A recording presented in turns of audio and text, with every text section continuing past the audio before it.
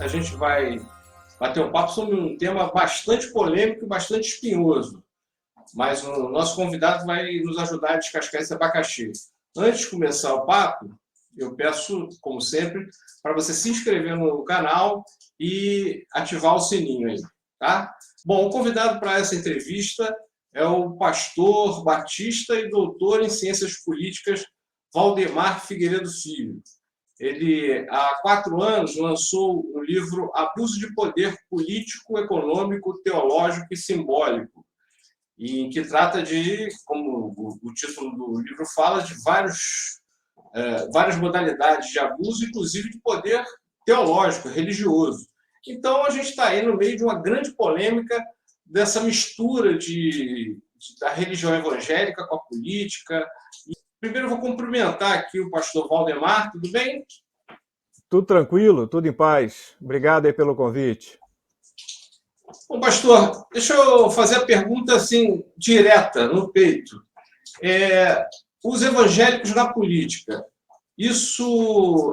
essa ramificação, essa corrente, esse movimento, é um movimento de oportunistas ou é um movimento que está sofrendo preconceito e é legítimo tentar o espaço na política e está sofrendo preconceito de quem não conhece a religião? Bem, talvez a gente tenha dificuldades em classificar uma coisa ou outra, né? Acho que tem um tanto de um lado como de outro. Tem oportunistas, mas como todo grupo social, né, é legítima a participação na política, né, no âmbito da sociedade civil, que se organiza, que se manifesta, que busca interesses, né? Esses interesses podem ser interesses legítimos de contribuir com sua visão de mundo, enfim, mas certamente podem ter oportunistas com projetos que vão muito além, né, de uma ética que possa ser considerada uma ética cristã, né? Ou dentro de um aspecto mais republicano, democrático, né, com desvios de rotas. Mas isso acontece com todo e qualquer grupo, né? Você tem excessos, você tem interesses que alguns são legítimos e outros que são escusos, né? E os evangélicos estão aí fortemente, né, nesse cenário, nessas duas configurações. Tem o lado de oportunistas e também tem muito desconhecimento e preconceito, né? Falando desse lado do preconceito, uma cena que levantou muita polêmica e muita discussão nas redes sociais, que adoram uma polêmica, né, adoram um bate-boca, foi aquele momento em que o André Mendonça é confirmado como ministro do STF. E a primeira-dama Michele Bolsonaro comemora efusivamente e em algum momento parece, segundo as pessoas disseram, fala línguas, o termo para isso é glossolalia, né? Ela falaria línguas como está previsto em algumas interpretações do Evangelho. Muita gente criticou, dizendo que aquilo, naquele momento, teria sido uma manifestação oportunista para aproveitar as pessoas que seguem a religião e apoiarem tanto o presidente quanto o André Mendonça. Qual é a sua opinião? Houve preconceito nessa discussão sobre essa manifestação ali da primeira-dama Michele Bolsonaro? Seguinte, exatamente hoje, eu fiz a gravação de um vídeo de 7 minutos, falando exclusivamente desse tema. Então eu recomendo aí ao pessoal que te segue, que está sempre perto, que depois dê uma olhadinha lá no canal do YouTube do Instituto Mosaico. E é fácil achar, qualquer sistema de busca, Instituto Mosaico Rio, você encontra e vai se deparar com esse vídeo. O que eu digo lá em linhas gerais aqui pra gente é que acho que o André Mendonça foi sabatinado há algo em torno de 12 horas, não sei se estou exagerando, né? Bastante tempo. Então, para mim, o terrivelmente evangélico deveria chamar mais atenção o que ele respondeu ou as perguntas que foram feitas a ele, do que propriamente uma manifestação, que é uma manifestação que a gente pode considerar que é espiritual, digamos assim. Porque se a gente entra na arena do espiritual ou da experiência mística, a gente não sai desse lugar, porque a gente vai ficar especulando se é sincero, se é jogo de cena, quem gravou, para que gravou, a quem quer atingir, né? E como que isso repercute. Então, Chico, se a gente fica restrito ao que aconteceu na sala, que a gente pode considerar... Eu sei que era o espaço ainda do Senado, que é um gabinete lá de um senador, mas vamos chamar esse espaço, naquele momento, de privado. Se a gente leva mais a sério o que aconteceu nesse espaço, não é, íntimo, do que o que aconteceu no plenário, caramba, nós estamos incorrendo num erro analítico enorme, porque muitos absurdos dessa relação política e religião foram ditas e foram simbolicamente manifestas.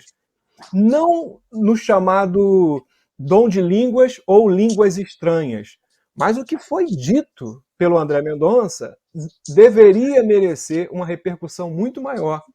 Chegar alguém àquela condição de indicado para o Supremo, tendo como pré-requisito fundamental o ser evangélico, e mais, uma modalidade de evangélico, terrivelmente, deveria merecer. Então, muito mais atenção, repercussão e até críticas, do que propriamente uma manifestação de um grupo religioso brasileiro, em que geralmente, quando está eufórico ou tem experiências de êxtase, aquilo lá é algo que faz parte dessa rotina, ou dessa tradição religiosa. Porque senão a gente também toca num ponto sensível de pessoas que têm essa experiência e que se manifestam dessa forma. Né? Então a gente entra numa subjetividade muito grande. Né?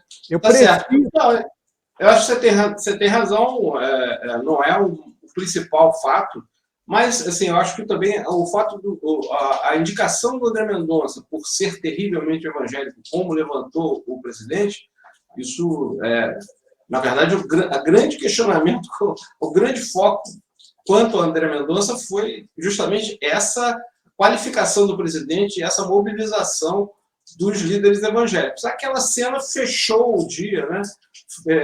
Fechou o dia, e aí, quando as pessoas foram às redes sociais para criticar aquela manifestação da primeira-dama, veio uma outra polêmica, né? Porque a rede social é aquela coisa, são polêmicas intermináveis que vão se seguindo. E aí, era preconceito fazer crítica àquela manifestação ou não, e aí já a indicação do André Mendonça, como você disse, ficou para trás.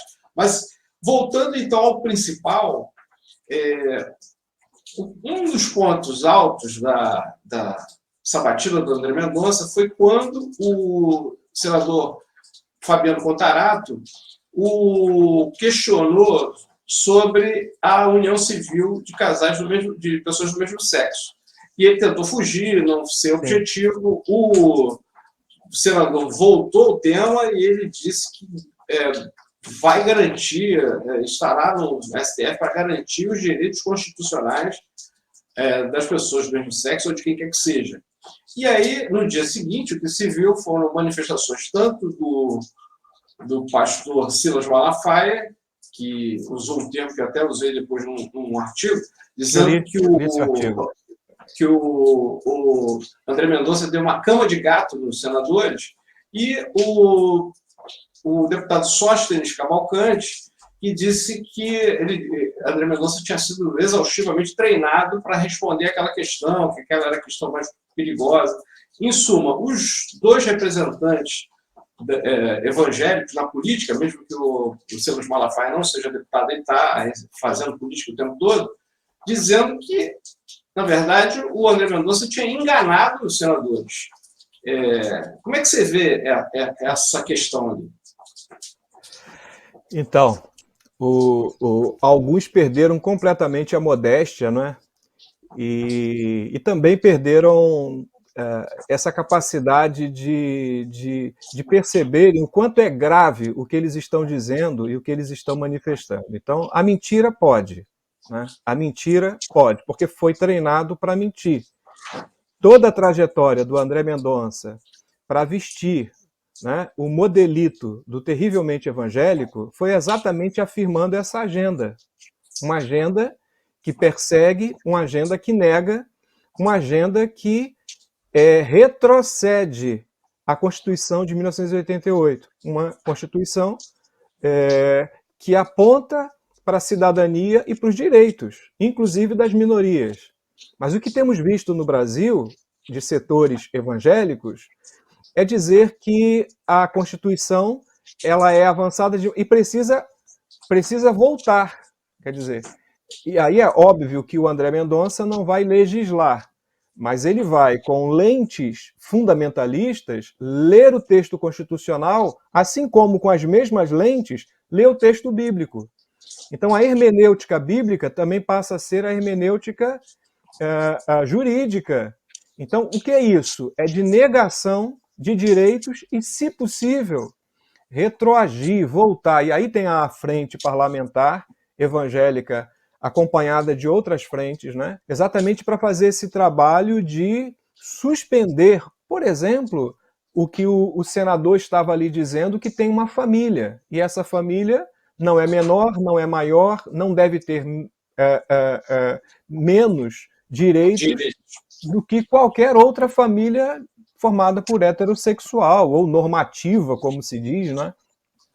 Então, Chico, é muito grave, sabe? É muito grave que um candidato ao Supremo Tribunal Federal tenha sido treinado para mentir, né? Porque, então, e no outro dia, os seus fiadores dizem para esse rebanho evangélico que o meio, né, é justificado pelos fins, ou seja, ele foi aprovado e os otários, né, dos senadores presentes engoliram como que ele fosse exercer no Supremo Tribunal Federal o papel de um magistrado respeitável que sabe que o texto constitucional não pode eleger privilegiados. Quer dizer, diferente dos deputados federais, o Supremo Tribunal Federal não é a casa do povo em termos de representação política. Lá são pessoas que não vão se debruçar sobre a lei para fazer julgamentos populares ou julgamentos já tendendo a agradar setores da sociedade. Quer dizer, não. A gente nunca vai falar de imparcialidade, mas a gente vai falar que juristas, né, que têm incumbências, que têm responsabilidades no Supremo, não podem, né, exercer o que alguns estão na expectativa que o André Mendonça represente no Supremo Tribunal. E mais, né, um representante de um setor da sociedade, como ele mesmo disse no dia seguinte, né, Chico? Ele disse que foi um passo gigante para os evangélicos. Olha o absurdo que é isso, né? Que passo é? Aí compara com a frase lá do astronauta, né? Que deu o primeiro passo lá na Lua, e que era um grande passo para a humanidade, né? Então, agora, a minha provocação nesse sentido desse vídeo é assim, chamar atenção para tantos absurdos que foram ditos e manifestos, e aí fica a repercussão na rede social da subjetividade das línguas estranhas, ou do bizarro, entendeu? Ou do esteticamente grotesco, ou de mau gosto. Mas eu acho que essa polêmica tem um ponto que é o seguinte, que é a utilização da religião como ferramenta de encantamento político. Eu acho que nessa coisa ali da cena da Michelle, tem um ponto que pode ser visto como preconceito e tal, desconhecimento da religião, mas tem outro que é a dúvida de que será que ela realmente está... Mas é aquilo que você falou, é subjetivo, a gente nunca vai chegar a nenhuma conclusão. Mas será que ela realmente teve essa manifestação ou se ela está se utilizando disso para encantar as pessoas que virem, que eventualmente são evangélicas e aí passarem a concordar com ela? Eu acho que a única utilidade nessa discussão é essa.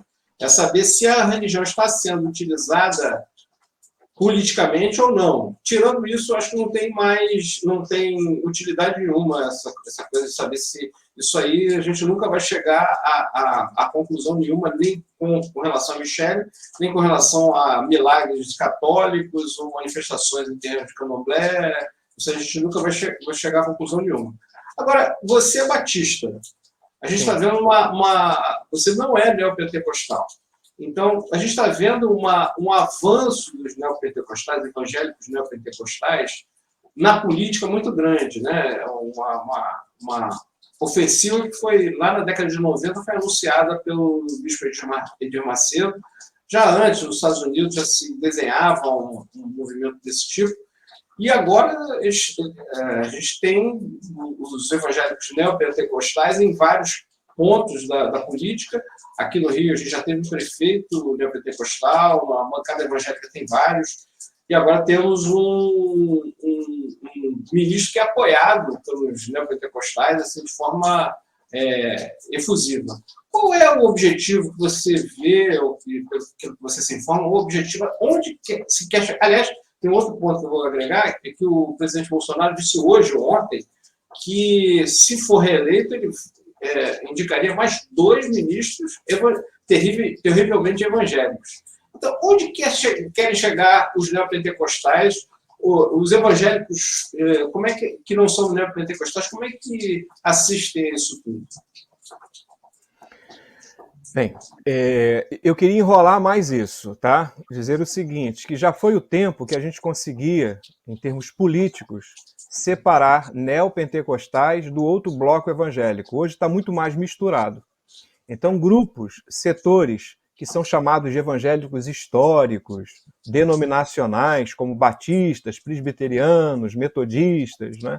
Esses grupos que eram mais historicamente defensores da separação entre Estado e Igreja, na verdade, grandes propositores na Europa do Estado laico, por uma questão de perseguição e guerra religiosa. Então, a nossa tradição é uma tradição de sermos muito críticos, tanto a ingerência do Estado na Igreja, como também da Igreja tentar dominar o Estado. Agora, isso hoje está muito mais embolado. A tirar pelo próprio governo Bolsonaro. Você percebe lá que tem representantes neopentecostais e tem representantes dessas igrejas chamadas, como o próprio André Mendonça, a igreja presbiteriana, como o ministro da Educação, e até cargos de segundo, terceiro escalão, um número grande desses evangélicos que não são caracterizados como nem pentecostais, nem neopentecostais. É claro que os neopentecostais, que os pentecostais têm uma visibilidade muito grande por conta das mídias, por conta das emissoras, são proprietários, e também tem um rebanho quantitativamente muito maior. A Igreja Universal do Reino de Deus, ela fez escola, né? Então o modo dela proceder em termos de estratégia, de expansão, passa por sistema de comunicação, né, bem ambicioso, e para manutenção e obtenção desse sistema político. Então, aí essas áreas se misturam, né? Uma igreja que também é estúdio, um estúdio que também é comitê político, o comitê político que também é templo. Então você reúne o religioso, o midiático, o econômico, porque para manter essa estrutura tem empresas, até bancos, né? E também investimentos vultosos. Então você tem aí o econômico, o religioso, o midiático e o político. Quando eu digo que a Universal fez escola, que você tem grupos religiosos evangélicos menores que acabam replicando e reproduzindo essa mesma estrutura, ou, se me permite, essa mesma ambição.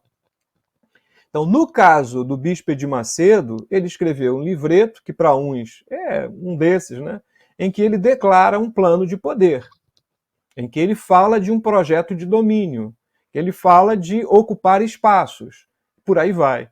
Existem outros grupos evangélicos que acabam reproduzindo esse tipo de coisa. E quando tudo isso se reúne, óbvio que a força é crescente. Então eu diria hoje que no bolsonarismo você tem o setor militar, parece que refluiu um pouquinho, esse ostensivo apoio militar, pelo menos no dia a dia, ele diminuiu um pouco. A questão econômica, tendo em Guedes o grande fiador. Bem, a gente está vivendo aí com índice de desemprego, com inflação, enfim, com resultados econômicos péssimos. Nós temos a bandeira anticorrupção, e aí fica muito difícil o governo Bolsonaro bancar o discurso que ele fez na campanha anterior. Não sei a criatividade que ele vai ter para conseguir, nas próximas eleições, bancar esse discurso, e ainda tendo o contraponto do Moro, que desceu do barco e era o grande fiador desse tipo de discurso. O que sobra dessa estrutura? Evangélicos. Quer dizer, o que está em alta do bolsonarismo? Evangélicos. Então, esse grupo, politicamente... E o Centrão, né? Oi? Evangélicos e o Centrão. Pois é, e o Centrão com vários interesses difusos, né? Que tem até a questão ruralista, tem a questão, né, do boi, né, como se dizia no início do governo, boi, bala, até o da segurança refluiu um pouquinho, né? Então, os evangélicos estão crescendo em termos de força e de poder no governo Bolsonaro, visivelmente. Então, a indicação do ministro ocupa aqui basicamente duas questões. A primeira, que é a manutenção, ou quase que a tentativa de manutenção quase que exclusiva da agenda moral. Então, nós somos os reais guardadores dos bons costumes. Então, um ministro para ser vigilante dos bons costumes, da moral, né, ou da família tradicional. André Mendonça significa isso, né, essa bandeira. E é difícil tirar essa bandeira hoje, né, para esses setores mais conservadores do Bolsonaro. Ele tem isso hoje mais forte, diferente desses outros setores que eu acabei de elencar aqui. E, por outro lado, tem a questão eleitoral. Quer dizer, ele já começou a cortejar eleitores. Quer dizer, se já tem um é muito bom, imagine termos 3. Né? Então, ele mira no eleitorado que pode dar a ele aí, né, uma margem significativa em relação aos outros. E aí tem esses componentes econômicos, regionais, gênero, etário. Você mistura um pouco quando traz esse componente.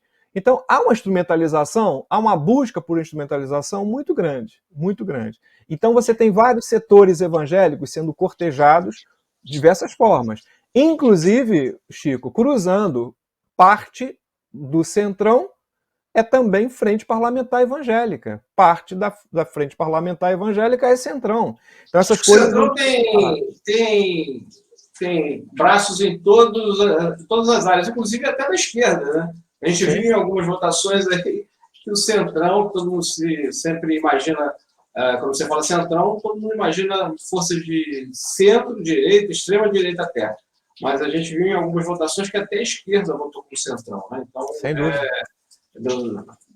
Certamente, no caso dos evangélicos, tem essa interseção, com certeza. Agora, a última pergunta vai ser a pergunta de $1 milhão. Assim, as forças democráticas, as pessoas que professam a fé evangélica, pentecostais ou neopentecostais, que querem que esse grupo, que tem uma participação, ou pelo menos estão muito próximos às forças autoritárias, forças que são antidemocráticas, não aumentem o seu poder na sociedade. O que fazer grupos políticos e grupos da sociedade que têm intenções democráticas? O que fazer para segurar a expansão dessa turba mais fisiológica? Então, vamos começar com a crítica, tá? As chamadas forças progressistas ou de esquerda. Durante um tempo, tentando chegar a esse grupo evangélico através das cúpulas, né? De certa forma, incensando, né, líderes que têm domínio de um grande rebanho ou de uma grande estrutura midiática. A esquerda fez isso de forma muito, muito, muito continuada, né? Se viciou em conseguir apoio desses que depois demonstraram total desprezo pelo que esses partidos de esquerda, sobretudo o PT, representavam no poder. Então, o abandono pode ser também lido e interpretado como estivemos juntos, mas nunca fomos o mesmo. Não é? Uma questão de conjuntura, uma questão de pragmatismo político, que se servia à esquerda, servia também a esses grupos, não é? Sobretudo em concessões de radiodifusão. Então, isso viciou muito, sabe? Isso viciou, porque isso dá um conforto de ter trabalho, de reunir numa sala 12, 13, e aí a gente critica o que o Bolsonaro está fazendo, mas não é muito diferente do que a esquerda no poder fez. de tentar apoio, como agora começou a acontecer no Rio de Janeiro, por exemplo, né? Na busca por articulações. Então você busca pastores que tenham uma grande influência. E é claro que eles vão vão se colocar na condição de grandes eleitores, né? De que o voto deles, desses indivíduos ou de suas famílias, na verdade aí ultrapassa a casa dos 1.000, ou de 30, ou de Mas 50 isso mil. nem sempre funciona na prática, é isso? Oi? Isso nem sempre funciona na prática, é isso? O Não, isso fiel não segue assim a liderança que vai dizer votem em não, fulano que o cara o que eu vai. estou dizendo é o seguinte: viciou um pouco o processo, ou pelo menos aparentemente simplificou, de que conseguiu capturar esses líderes, conseguiu o voto evangélico, digamos assim. Mas aí você perdeu a condição de conversar com, por exemplo, com as margens. Assim como os partidos de esquerda hoje têm dificuldades em falar com setores de trabalhadores, com pessoas que acabam, assim, dependendo da conjuntura, não consegue fazer uma distinção entre o que é um partido de esquerda e o bolsonarismo. O bolsonarismo resolve imediatamente a questão da segurança. Essa pessoa não consegue, e eu não estou falando de ignorância, estou falando de comunicação. Como que vários partidos chamados populares não conseguem conversar com as chamadas bases, vão perdendo a comunicação com as bases. E isso é muito nítido falando de evangélicos. Por exemplo, o PT, o partido de esquerda, já tiveram uma relação com as chamadas periferias, esse termo, muito de setores católicos. Grupos bem organizados, grupos voltados para a questão social, direitos humanos, terra, né, pastoral dos sem-teto. Super legal que durante algum tempo esses grupos sociais buscavam nos partidos direitos e pressão. Mas qual é a articulação hoje que se tem com, não estou falando com líderes, com bases, né, com articulações. Isso também, a pergunta inicial do vídeo é evangélicos na política, oportunistas ou vítimas de preconceito? Isso denota também um preconceito, né? Acho que os políticos, os caciques políticos acham, se eu conquistar a liderança, o fiel é cego seguidor e vai fazer tudo o que eles querem. É como se fosse um guru, gente que atua sem ter vontade própria, né?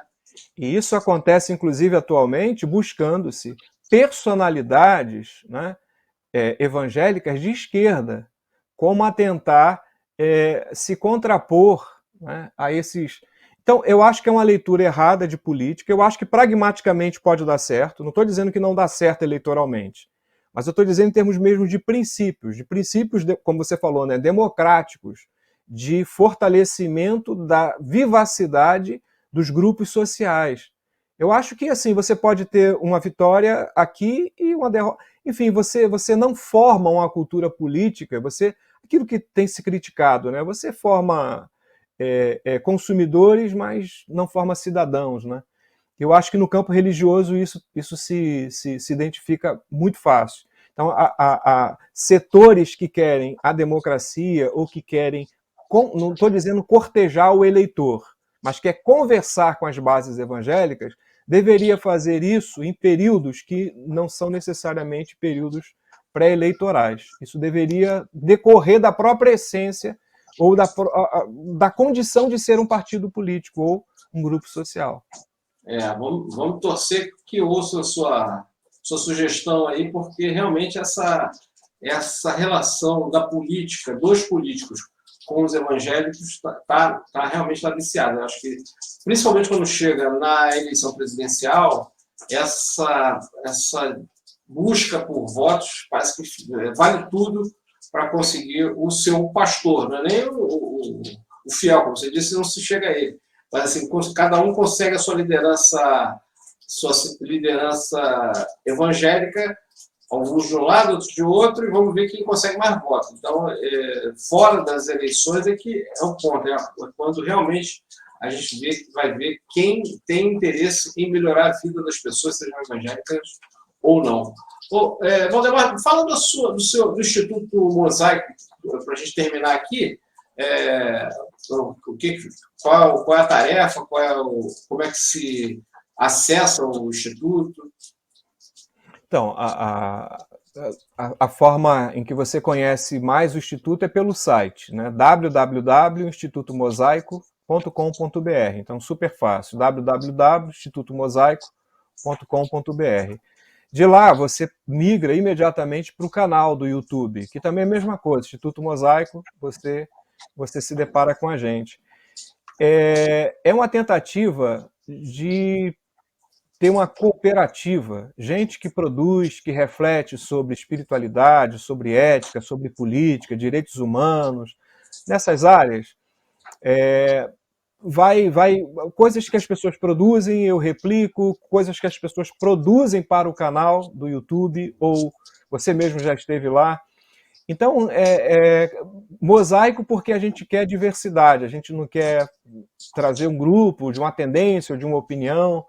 Então lá a gente promove debates, a gente promove inclusive debates eleitorais, e para o ano que vem a gente vai fazer um observatório da cena política evangélica, em que a gente vai ser muito útil, vamos precisar muito disso. Bom, quem puder, quem tiver interessado em conhecer o conteúdo, é www.institutomosaico.com.br.